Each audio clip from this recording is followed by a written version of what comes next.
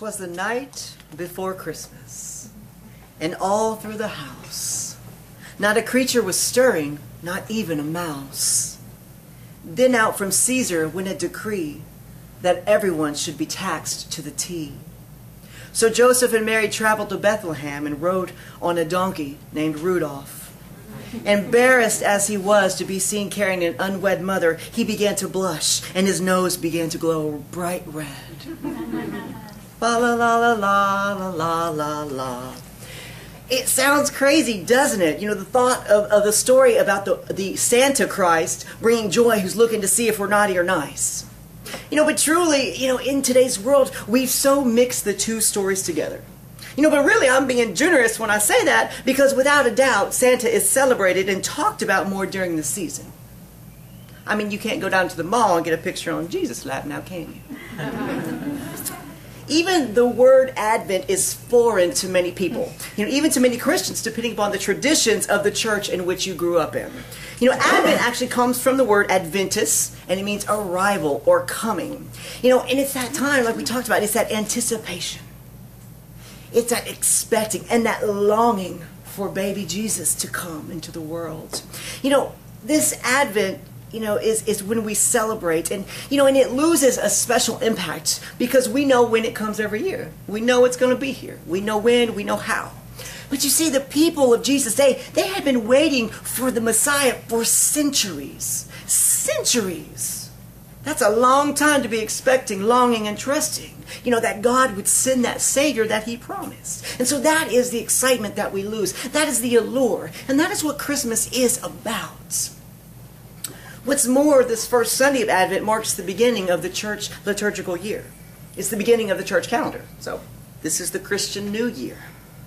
And when we think about New Year's, well, I don't mean ripped pantyhose, a lost shoe, and, you know, a champagne hangover, I'll catch up.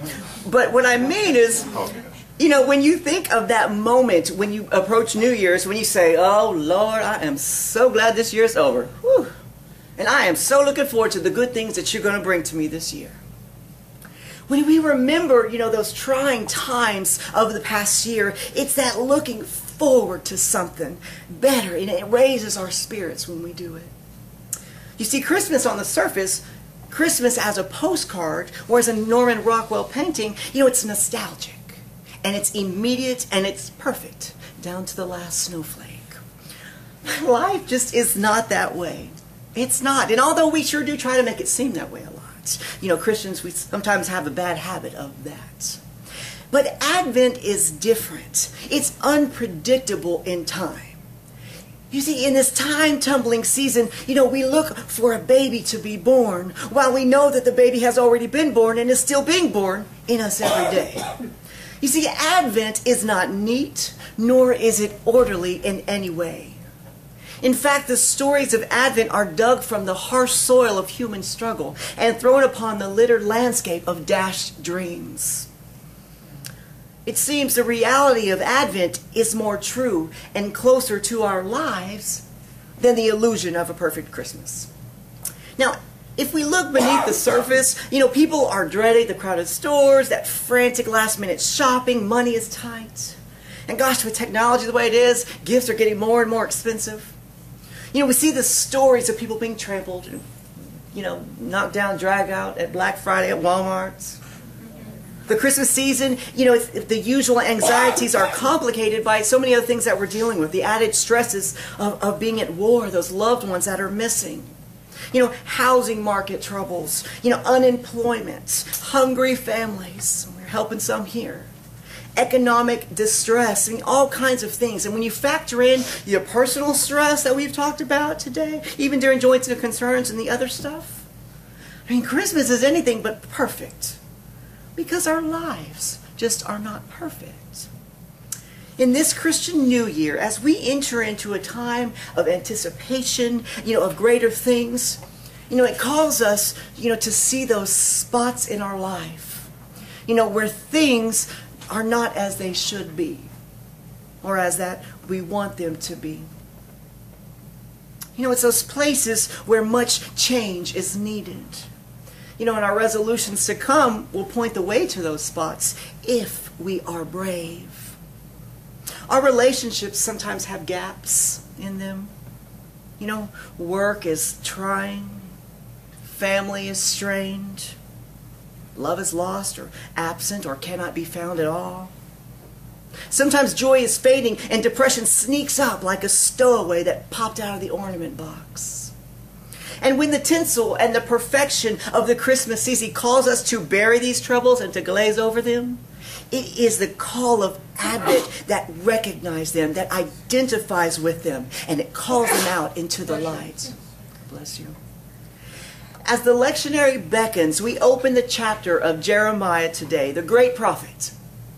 Now, in 722 BC, the northern part of Israel, the northern kingdom, was conquered by the Assyrians. So all God's people were living in the southern half called Judah. I mean, that was all that they had left.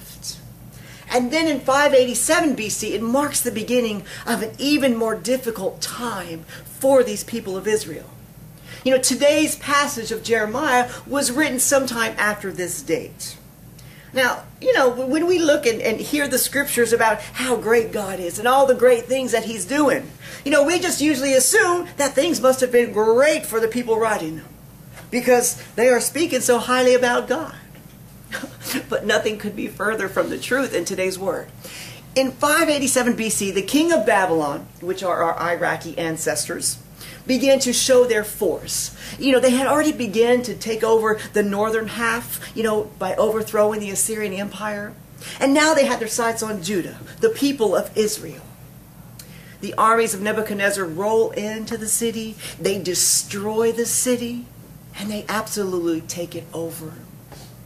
And the destruction of their beloved homeland, and especially the crumbling of the temple built by the great King Solomon, it was a terrible blow.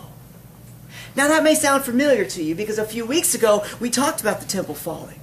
And yes, it's the same location, but this is 650 years before. And this falling of Jerusalem is more horrific than they expected because the destruction is so severe and so grand that God's own voice through the prophet, it wails in lamentation. Our ancestors were beat, they were imprisoned, they were taken captive, they were dragged from their homeland and forced to live in a strange land. Not to mention the thousands of deaths that occurred along this way. Things were not great for the children of God. And what may have been the most devastating, even more than the second time that temple fell, what may have been the most devastating, especially to their faith, is that it was the end of the Davidic dynasty. For nearly 400 years, descendants of King David had occupied that throne, and God had promised that it would always be so. But the Babylonians, they destroyed David's cities, they burned Solomon's temple, and they took David's heirs into exile. The promises of God had seemed to come to an end.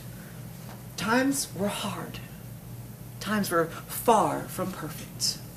There was no Norman Rockwell painting to be found here. And so here comes the prophet Jeremiah, you know, and even though, you know, in his mind he was there, he recalls his own city burning. You know, Jeremiah recalls his own people wailing. He begins to speak. And he speaks not of destruction, not of the worries of the day, but rather the promise of God's amazing future that was for them.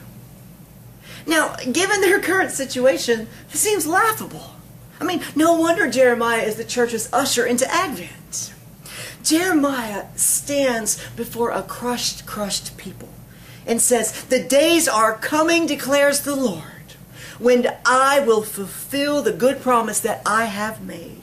In those days and at that time, I will make a righteous branch sprout from David's line. And he will do what is just, he will do what is right in the land, and Judah will be saved, and Jerusalem will live in safety." The days are coming, in those days and at that time.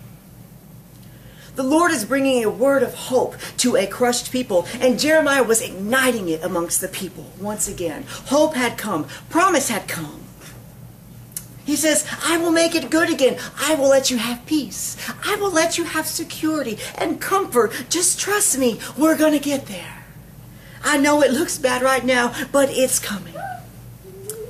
You see, when we feel, that weight of the things in our life that are in disarray, those places where we have pain, we have to be like those exiles in Babylon. We have to listen to the Lord calling this Advent, lighting that candle of hope, saying to you, I know your situation ain't that great. I know you're hurting. But the days are coming.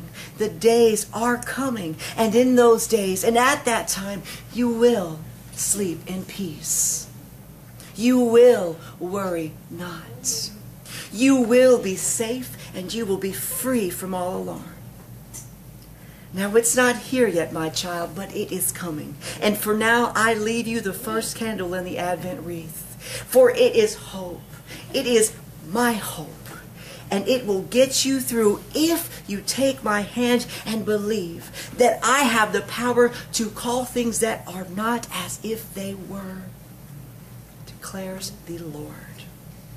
And these words, this promise left, it can have such power in your life. Hope is a candle. It can light your way through these dark moments that you're going through.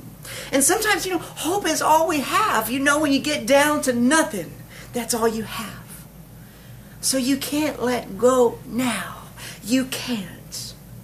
Like Sister Michaela says, if the devil is coming at you, the first thing he's going to take is your hope. Because after that, you'll fall for anything. Hope sustains. Hope protects. Hope paints a bright future for us. And hope is not defined by the worries of your today, but by rather looking forward to the promise of God's tomorrow. Now, the people, listening to Jeremiah, they heard what he was saying, but they just could not envision this future that he spoke of. I mean, it sounded great, but they just couldn't see it. My house is on fire, I got a black eye, and I'm being shipped off. Now, what were you saying? You see, they were caught up with such terrible circumstances, and rightly so, that they just could not picture it. They just couldn't. Now, I don't know exactly, what you're dealing with today, but there's something that's weighing on you right now. Right now. And it's in your heart for a reason. And it may be pushed down deep, but it's there. A place that needs, reviving. A place that needs spoken to. A place in need of great hope. And it may be just so overwhelming. Maybe it's just so stagnant or just so complicated that you just can't see how it could possibly get better. How could it? And so there you are in that crowd too, staring up at Jeremiah, rolling your eyes, crinkling your brow. In those days and at that time, he says. So when you can't see that future ahead, when you can't see those prayers answered, that is when God calls us to use one of the most powerful gifts that he has given to us. It is the power of the imagination. Because hopelessness and despair can only take hold in you whenever you cannot imagine God's tomorrow. So let's take a moment and do just that. I want you to right now call up in your mind that something that is weighing on you. Something that you need God to make better. Think about it.